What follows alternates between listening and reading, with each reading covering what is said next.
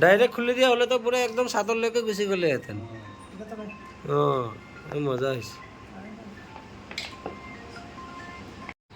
লাহে লাহে খুলিব লাগিছিল এইটো পুৰা গুচি যাব এতিয়া গামলা চামলা এটা লওক বেয়াকে যাব নহ'লে ফাটি যাব চাব আকৌ ওলাইহে আছেচোন তাৰ গেছবোৰ নাই এক এক গিলাচ ঢালক ঢালক ঢালক ঢালক ইছ মজা আৰু এটা